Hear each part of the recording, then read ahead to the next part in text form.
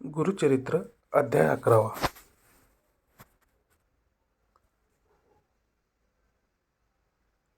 नरहरी जन्माख्यान. श्री गणेशायन महा सिद्धयोगी नामधारकास म्हणाला. कुरोपूर येथील मतिमंद ब्राह्मण पुत्र श्रीपादांच्या कृपा प्रसादाने विद्वान झाला. त्याच्या मातेने गुरु आज्ञेनुसार आयुष्यभर शनिप्रदोष व्रत केले. दुसऱ्या जन्मात ती कारंज गावी वाजसनीय शाखेच्या ब्राह्मणाची कन्या झाली. अंबाभवानी हे तिचे नाव. तिचा त्याच गावातील माधव नावाच्या एका ब्राह्मणाशी विवाह झाला. हे दाम्पत्य नित्य प्रदोष समयी शिवपूजन करीत असे. शनिवारी आणि त्रयोदशीला विशेष शिवपूजा असायची. 16व्या वर्षी अंबा गरोदर राहिली. तिला एक तेजस्वी पुत्र झाला. तो जन्मापासूनच ओंकाराचा जप करीत होता. ब्राह्मणांनी त्याचे जातक वर्तविले. हा अवतारी पुण्यपुरुष आहे. हा गुरुरूपाने लोकांना उपदेश करील. हा अष्टसिद्धी व नवनिधींचा स्वामी होईल. याच्या दर्शनाने लोक पावन होतील. हा संन्यासी होईल. ज्योतिषांनी त्या मुलाला आदराने वंदन केले. पुत्राचे भविष्य ऐकून माधव आणि अंबेला आनंद झाला. त्यांनी त्याचे नाव नरहरी असे नामकरण केले. शालग्रामदेव हे त्याचे जन्म नाव होय.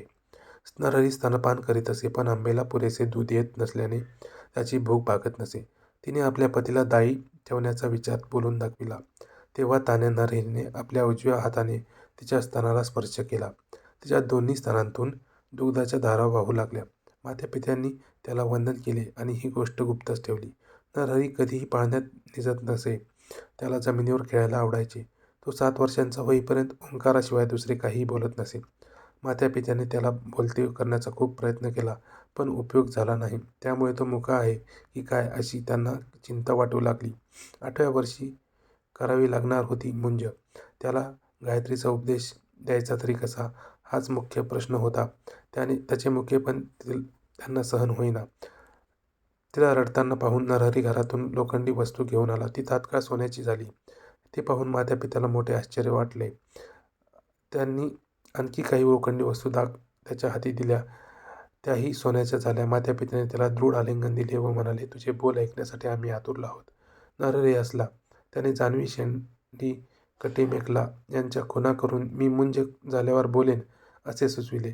माधव आणि अंबा यांनी सुयोग्य मुहूर्त काढून नरहरीची मोठ्या ताटावाटात मुंज केली. हा मुका मुलगा गायत्री मंत्र कसा म्हणणार, वेदाभ्यास कसा करणार, अशी मंडपात जमलेल्या मंडळींमध्ये कुजबूज चालली होती. मौजी बंधनाचे सर्व विधी यथासांग पार पडले.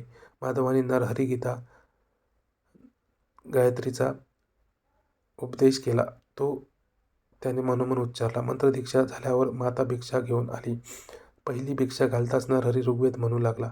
दुसरी भिक्षा घालताच यजुर्वेद, तर तिसरी भिक्षा घालताच तो सामवेद म्हणू लागला. हा अवतारी महात्मा आहे याची खूण पटून लोक त्याला वंदन करू लागले. आपल्या पुत्राचे कौतुक पाहून माधव आणि अंबा आनंदाने डोलू लागली.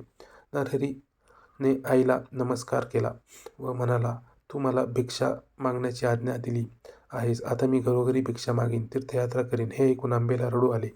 तू आमचा एकुलता एक पुत्र, तूच निघून गेलास तर आम्ही कोणाच्या तोंडाकडे पाहायचे असे म्हणून ती मूर्छित पडली. नरहरीने तिला सावध केले व म्हणाला, आई, मला नियोजित कार्यासाठी गृहत्याग करणे भाग आहे. तू मला अडवू नकोस. तुला आणखी 4 विद्वान पुत्र होतील. ते तुझी उत्तम सेवा करतील. त्याने आपला वरद हस्त तिच्या मस्तकी ठेवला. त्यामुळे तिला पूर्वजन्मीचे स्मरण झाले. आपला नरहरी हा श्रीपाद श्री वल्लभ आहे. आपण त्यांचे नित्य प्रदोष समयी पूजन करायचो, म्हणून या जन्मात ते आपल्या पुत्राच्या रूपाने प्रकट झाले आहेत हे तिने ओळखले. नरहरी तिला म्हणाला, माते, मी तुला जाणीवपूर्वक हे ज्ञान दिले आहे. याची कुठेही वाच्यता करू नकोस. मी संन्यासी आहे. तीर्थयात्रा करण्यासाठी निघणार आहे. मला निरोप दे. पण अंबा संमती देईना. ती म्हणाली, नरहरी, तू गेलास की पुन्हा दिसणार नाहीस. अल्पवयात संन्यास घेणे योग्य नाही. धर्मशास्त्राला अनुसरून वागावे. ब्रह्मचर्य, गृहस्थ, वानप्रस्थ या क्रमाने नंतर संन्यास घेणे योग्य आहे. आधी इंद्रिय तृप्त करावी, जीवन समृद्धपणे जगावे आणि मगच तपश्चर्येची वाट धरावी. सिद्धयोगी म्हणाला, नामधारका, अंबेचे बोलणे ऐकून नरहरीने तिला जे तत्त्वज्ञान सांगितले तेच मी तुला सांगणार आहे. ते तू लक्षपूर्वक ऐक. श्री गुरुदेव दत्त.